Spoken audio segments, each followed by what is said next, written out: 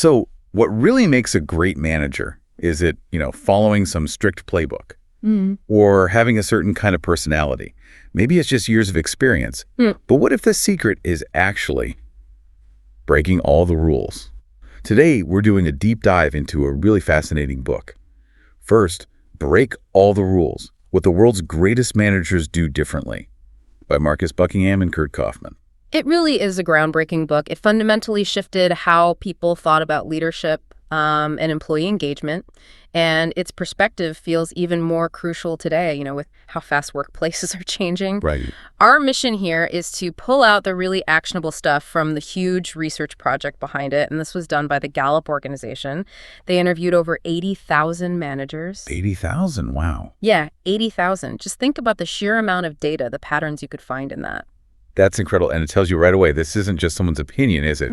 It's based on evidence. Yeah. So whether you're listening because you want to boost your own career, or maybe you're leading a team, we're going to try and give you a clear path to understanding what really works in management.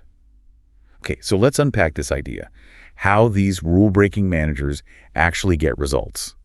The core idea in first, break all the rules, it really does push against the standard thinking, doesn't it? Oh, absolutely. It says great managers, they're not trying to make everyone fit the same mold.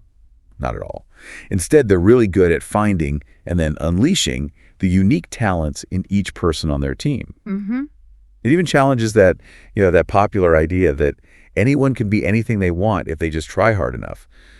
The book suggests, well, effort's important, sure, but innate strengths, they matter more. That's spot on. And what's so compelling is how the book just dismantles these common management myths we've all sort of absorbed. Like what? Well, for instance, great managers don't pour their energy into fixing weaknesses. That's not their focus. They act more like catalysts. They find someone's natural talents and help turn them into, peak performance. The research basically says their main job is surprisingly simple, in a way. It's to create an environment where their people can genuinely do what they do best. Every single day. That focus on innate talent, it feels really powerful. But how? How do they actually do that? What are the mechanics? Right. So the Gallup research, it boiled all that data down to 4 core pillars, or keys, as the book calls them. These are the things great managers consistently do to create that kind of empowering, high-performance workplace. Okay, the 4 keys, what are they? They are selecting for talent, defining outcomes, focusing on strengths, and finding the right fit. And, crucially, they also developed a way to measure how well a workplace is doing this. It's called the Q12. 12 specific questions. They act as a concrete measuring stick for engagement and workplace health. And what's fascinating is that getting affirmative answers to these questions has been shown empirically to link directly to higher productivity, profitability, better retention, even customer satisfaction. Wow. It's how they managed to quantify these really complex human dynamics into something actionable. It gives managers a real roadmap. Okay, so the big idea is individual talent. The QA is the measuring tool. How do they break down the how for managers? That must be these 4 keys you mentioned. Exactly. And they really are powerful, often quite counterintuitive, but incredibly effective principles. Let's get into the first one then. Okay, key number 1, select for talent, not just experience, intelligence, or willpower. Talent, okay. And this is where it gets interesting because talent here isn't just skill. It's defined really specifically as a recurring pattern of thought, feeling, or behavior, something that's innate. Innate, like hardwired. Pretty much. Think of it as a natural inclination. Skills and knowledge, sure, those can be taught, developed, but true talent, that inherent spark, you can't really create it from nothing. So the implication for hiring is massive. Instead of just scanning resumes for skills or past jobs. Which is what most people do. Right. The focus shifts to identifying those innate talents that naturally fit the demands of the role. It's less about molding someone into the job and more about finding the person whose inherent wiring already fits. Okay, so let's make this practical. What does this mean for you, the listener? Whether you're managing people or just managing your own career. Yeah. For individuals, I guess it means really knowing yourself, right? Yeah. What truly gives you energy, Yeah. what feels natural, almost easy. Like if you're great at persuading people, maybe sales or PR is a good fit. Probably better than, say, detailed data entry if that drains you. Precisely. And for managers, it means going beyond the resume checklist. In interviews, use behavioral questions. Behavioral questions, like, Instead of, what are your strengths, which invites a prepared answer, try asking things like, tell me about a time you had to solve a really tough problem with hardly any resources. Or maybe, Describe a situation where you had to build rapport quickly with someone totally new. Ah, okay. Those reveal how someone actually thinks and acts. Exactly. They uncover the inherent patterns, not just the learned skills someone puts on paper. Got it. Okay, that's key one. What's the second key? The second key is define the right outcomes, not the right steps. Outcomes, not steps, so less micromanaging. Definitely less micromanaging. This is all about empowerment. It fosters ownership, innovation. Great managers, they define the desired end result, the what, and then, critically, they give their employees the autonomy, the freedom to figure out their own path, the how. And how does that connect to, your daily work? Well, if you're an individual contributor, when you get a task, be proactive. Ask, what does success really look like for this project? Right, clarify the goal. Yeah. It shifts your focus from just ticking boxes to delivering actual value. So instead of your boss saying, create a social media campaign, a clear outcome might be, increase our online engagement by 15% this quarter. Big difference. Yeah, much clearer. And for managers? For managers, it means being really transparent about the why behind tasks, setting clear, measurable goals. And then this is the hard part, sometimes trusting your team with the how. So you might define success as, say, achieving a customer satisfaction score of 95% or higher, rather than dictating every single word they should say in a customer interaction. It flips the script, doesn't it? From command and control to. Trust and empower, absolutely. Okay, that makes a lot of sense. What's number 3? Key number 3. Focus on strengths, not weaknesses. This one feels like it really goes against the grain. It really does. It challenges that conventional wisdom we're all taught of, find your flaws and fix them relentlessly. But great managers, they take a profoundly different approach, a strengths-based approach.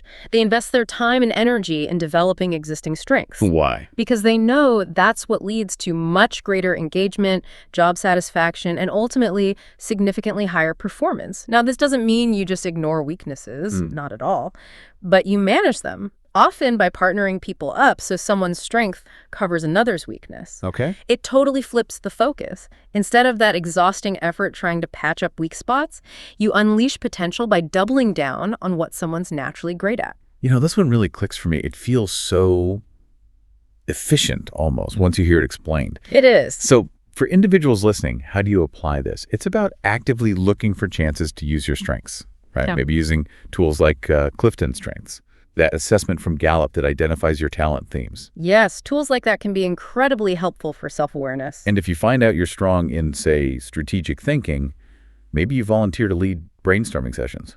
Exactly. Lean into it. And for managers, you could try doing strengths mapping exercises with your team. Strengths mapping? Yeah, where everyone identifies and maybe shares their top strengths. Then you can leverage that collective knowledge. Assign roles, responsibilities based on those natural abilities. The person with that strong analytical talent, maybe they take the lead on data analysis.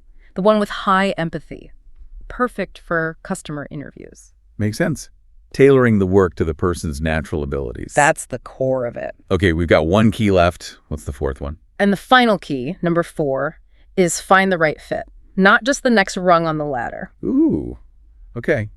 This sounds like it tackles career path. It does. It recognizes that real career progression isn't always about climbing upwards. It's not always linear.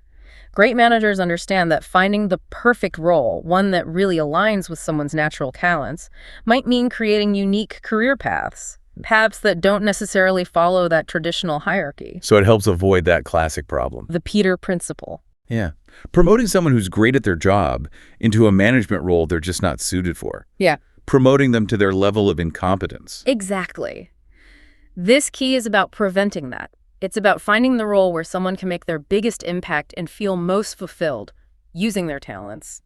So let's bring it back to the listener again.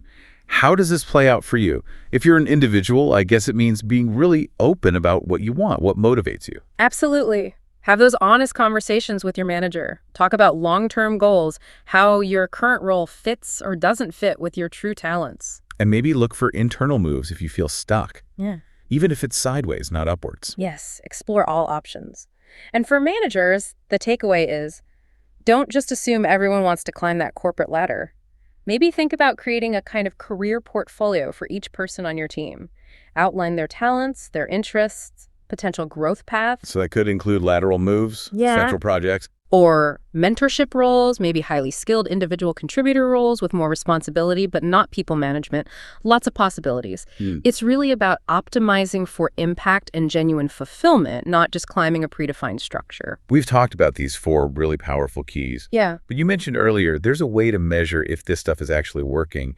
The Q art. Yes, the Q. It's that brilliant diagnostic tool that came out of all the Gallup research. And the way the questions are structured is quite clever. How so? They sort of move up a hierarchy, starting with basic needs like, do I know what's expected of me? Do I have the tools? Then they move towards individual contribution. Do I get to do what I do best? Am I recognized? And finally, they touch on belonging and growth. Do my opinions count? Does someone encourage my development? Am I learning? Okay. And these questions are incredibly potent for personal reflection, too, not just for big company surveys. As I list them out, I'd really encourage you listening to think, how would you honestly answer each one about your current workplace? Ready? Let's hear them. Okay. 1, do I know what is expected of me at work? 2, do I have the materials and equipment I need to do my work right? 3, at work, do I have the opportunity to do what I do best every day? That's a big one, tied to strengths. 4, in the last 7 days, have I received recognition or praise for doing good work? 5, does my supervisor or someone at work seem to care about me as a person? 6, is there someone at work who encourages my development? 7, at work, do my opinions seem to count? 8, does the mission or purpose of my company make me feel my job is important? 9, are my coworkers committed to doing quality work? 10, do I have a best friend at work? This one often surprises people. 11, in the last 6 months, has someone at work talked to me about my progress? 12, this last year, have I had opportunities at work to learn and grow? Just listening to those, I'm already thinking about different jobs I've had, my current situation.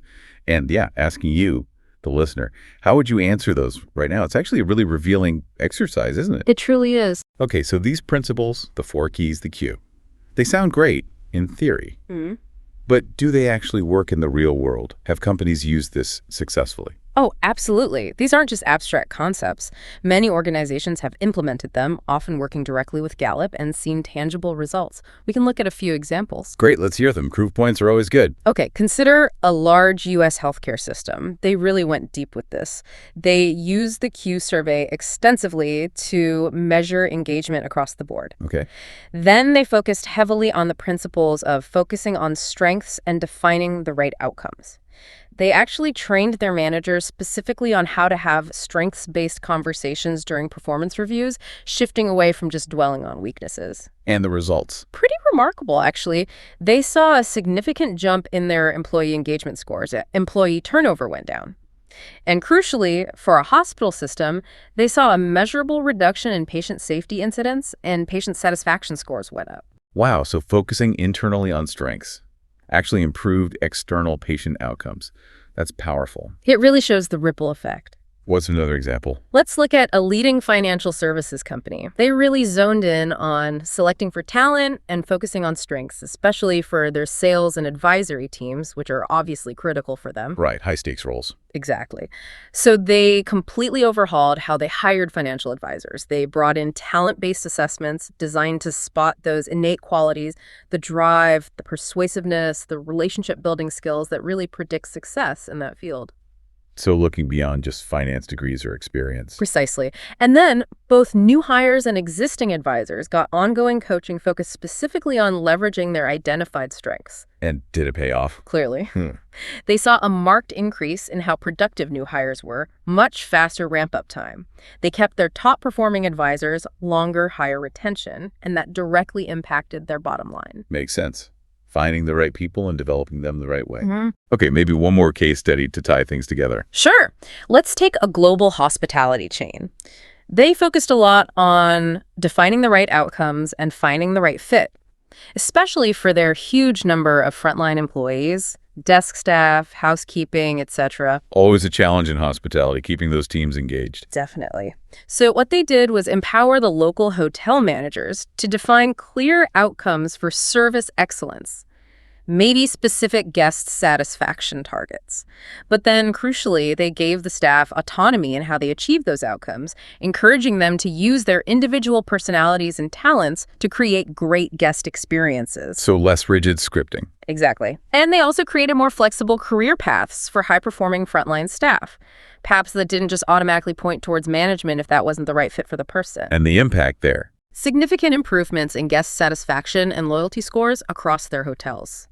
Employees reported feeling much more empowered and engaged, and, importantly, they saw a substantial decrease in turnover among that frontline staff, which, as you know, is a huge cost and challenge in that industry. Yeah, those are really compelling examples. It just shows that shifting the focus away from, rigid, maybe arbitrary rules and towards harnessing the actual potential within people. It works. It really does. It's about recognizing and cultivating what's already there. So as we start to wrap up this deep dive into, first, break all the rules, it feels like the main message is pretty clear, right? The key to unlocking better performance, more fulfillment at work.